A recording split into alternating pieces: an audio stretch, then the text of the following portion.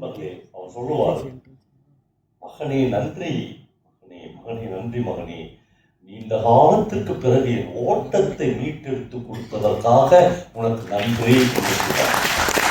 கதையை ஆதவன் ஒரு இடத்தில் திருப்பி போடுகிறார். ஒரு காலத்தில் தமிழ்நாடே வியந்து பார்த்த ஒரு தடகள வீராங்கனை என்ற பெண். ஆனால் அவர் வாங்கின பட்டங்கள், அவர் வாங்கின பதக்கங்கள், அவர் வாங்கின மெடல்ஸ் எல்லாம் எங்கோ கிடக்கிறது. அதெல்லாம் கேட்பாரற்று கிடக்கிறது.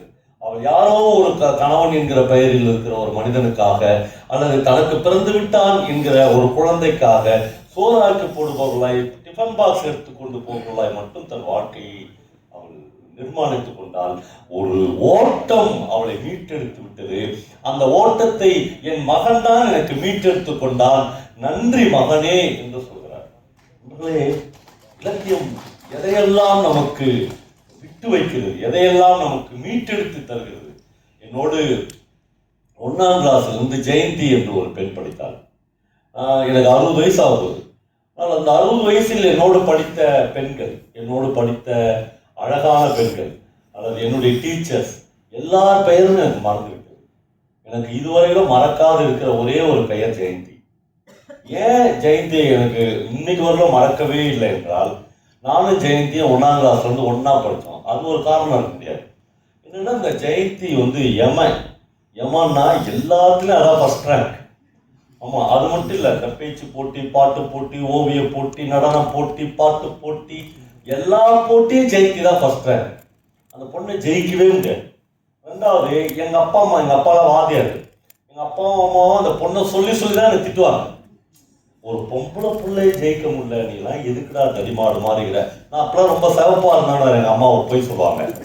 ஆனா பாபா பிறக்கும் போது செக்கச்செவேல்னு இருந்தான். நான் தான் தெரியாம ஒரு நாள் காக்கா கறி கொடுத்துட்டேன். அதுக்கப்புறம் தான் பிள்ளை அப்படி கருப்பாயிடுச்சுலாம். அதெல்லாம் எனக்கு ரொம்ப சந்தோஷமா இருக்கும். நம்மளும் ஒரு காலத்தில் சிவப்பா தான் இருந்தது.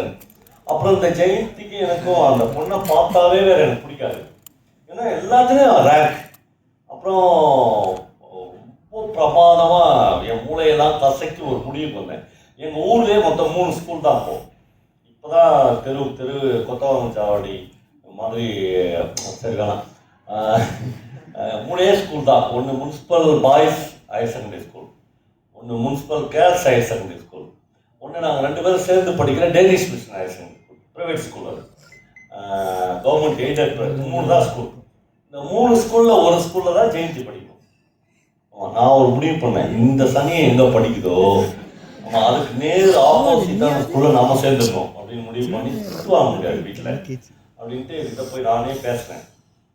ஜெயந்தி, நீங்கள் கேர்ள்ஸ் ஸ்கூலில் தானே படிக்க போகிறீங்க, ஏன்னா கேர்ள்ஸ் ஸ்கூலில் பாய்ஸ் ஸ்கூலில் படிக்க முடியாதுல்ல அப்படின்னு. அது ரொம்ப இந்த விடாக்கண்டி கடாக்கண்டின்னு அந்த மாதிரி பொண்ணு. இல்லையே பாபா, டேனிஷில் தான் படிக்க போகிறேன்னு. நானும் டேனிஷ் தான். 6th Bயில் நாங்கள் 2 பேரும் மறுபடியும் ஒரே கிளாஸ். திருப்பி பார்த்தா ஜெயந்தி இருக்கும்.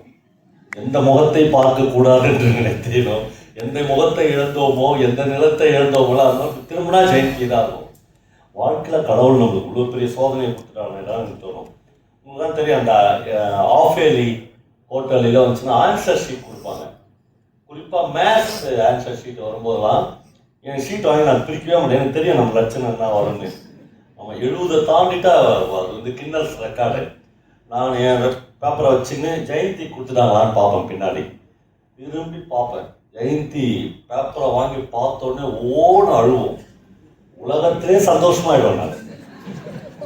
திரும்பி கேட்பேன், என்ன ஜெயந்தி புட்டுருச்சா அப்படின்னு கேட்பேன். ஜெயந்தி சொல்லுவோம், 99 தான் போவாங்க. ஒரு மாதிரி மிஸ் ஆயிடுச்சுங்க, அதான் சனினே அப்படின்னு ஆயிடும். அப்புறம் ஒரு கட்டத்தில் ஒரு 10th 11th போகும்போதுலாம் எனக்கு இந்த மாணவர் ரோசெல்லாம் போயிடுச்சு. திட்டி அதெல்லாம் போய் தோல்லாம் கழிச்சு, சரி போ நீ ஜெயிக்க போகிறத அப்படின்னு விட்டேன். அப்புறம் 487 மார்க் அந்த பொண்ணு 500க்கு டிஸ்ட்ரிக்ட் ஃபஸ்ட்டு. எங்கள் ஸ்கூலில் அந்த டேனிஷில் ஒரு பெரிய போர்டில் பேர்லாம் ஒரு வை ஜெயந்தி 487 டிஸ்ட்ரிக்ட் ஃபஸ்ட். 60 வயசில் ஒரு மாதத்தை இது அந்த போர்டை பார்த்ததே இல்லை நான். அது திரும்பியே பார்க்க மாட்டேன், பக்கமே போக மாட்டேன் நான். அப்படியே வாழ்க்கை போச்சா. +1 போகும்போது மறுபடியும் நம்ம புத்தி வேலை செஞ்சு நான் போய் கடவுள்கிட்டலாம் வேண்டி ஒரு முடிவுக்கு வந்தேன். இந்த மாதிரி பிரில்லியன்ட் ஸ்டூடெண்ட்ஸ் இருக்கிறாங்கல்ல, பிரில்லியன்ஸ், அவங்க எல்லாரும் என்ன ஆவாங்கன்னு எனக்கு தெரியும். அப்போ இருந்து இப்போ இருந்து வேற எதுவுமே ஆகலை. அவங்க என்ன ஆவாங்க? டாக்டர்ஸ் ஆவாங்க. டாக்டர்ஸை கூட சாதாரண டாக்டர்ஸ் கிடையாது, இதய நோய் நிபுணர் ஆவாங்க. ஆமாம், இதய நோய் நிபுணராகி நீங்கள் இன்டர்வியூ பண்ணுவாங்க. ஒரு 4 வருஷமா அது மாதிரி இன்டர்வியூலாம் நடக்குதுல்ல, கவனிச்சுங்க. யாருன்னா 4 வருஷமா அது மாதிரி இன்டர்வியூவே கிடையாது. அதெல்லாம் ஒழிச்சதுல எனக்குலாம் ஒரு சின்ன பங்கு இருக்குது. இதெல்லாம் இன்டர்வியூலாம் கொடுக்கக்கூடாதுன்னு சொல்லிட்டோம். ஏன்னா இப்படி ஃபர்ஸ்ட் ரேங்க் எடுத்து நான் இதய நோய் நிபுணராகி எங்கள் சொந்த கிராமத்தில் ஒரு டிஸ்பென்சரி ஆரம்பித்து எங்கள் ஊரில் உள்ள இதய நோயாளிகளுக்கெல்லாம் இலவசமாக மருத்துவம் செய்வேன் அப்படின்னு இந்த பொண்ணுங்களா இந்த பையங்களா இன்டர்வியூ கொடுத்தாங்க சார். சத்தியமாக ஒரு ஊரில் கூட அப்படி ஒரு டிஸ்பென்சரி நான் பார்த்ததில்லை. எந்த நாய் போய் இலவச இதெல்லாம் பண்ணதே இல்லை. எங்குறானே தெரில. ஒரு புள்ளி விவரம் சொல்லுது, இப்படி வெற்றி அடைஞ்சாங்கல்ல, இன்டர்வியூ கொடுத்தாங்களா, அது 8% பேர் ஜெயிலில் இருக்கிறாங்க. அந்த போட்டி மனப்பான்மை இல்லை, வெற்றி அடையணும், அதான் நிச்சயம். அதனால இந்த இன்டர்வியூலாம் கொடுக்க வேணாங்க. அப்புறம் இந்த எக்ஸாமில் பாஸ் பண்ணிருந்தனாலே இவன் உலகத்தின் சிறந்த மனிதன் இல்லை. அப்போ நம்மளுக்கு ஒரு குற்ற உணர்வு, ஐயோ நம்ம பிள்ளை மார்க் எடுக்கலாம் என்ன பண்ண, நம்ம பிள்ளைய நம்ம கேவலமாக பார்க்குறோம். இவ்வளோ விஷயத்தையும் இந்த டிவியில் காமிக்காதீங்கன்னு சொல்லியாச்சு. ரைட்டு, ஜெயந்தியும் காமிக்கலாம், டிவியே இல்லைன்னு நினைக்கிறேன். ரைட்டு, இப்போ ஜெயந்தி கிட்ட போய் நானே பேசினேன். ஜெயந்தி, நீங்கள் வந்து இதய நோய் நிபுணர் ஆக போகிறீங்களான்னு. அப்போ அதுக்கு வந்து உங்களுக்கு தெரியும், குரூப் வேறு. A1 குரூப் படிப்பாங்க, இந்த மாதிரி பிரில்லியன்ஸ் சொல்லலாம். நான் தான் D1 போயிட்டேன். D1 commerce. சந்தோஷமாக எனக்கு வாழ்க்கை.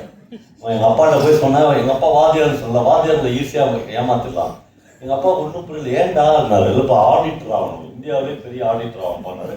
நம்பிட்டாரு. நம்பிட்டு என்ன D1 ஜெயந்தி A1. எனக்கு எங்கள் அப்பா ஒரு சைக்கிள் வாங்கி கொடுத்தாரு. எம்ஜிஆர் பார்த்து தான் பாலிங் ஸ்கூலுக்கு போவேன். இந்த சனியில் ஓய்ச்சி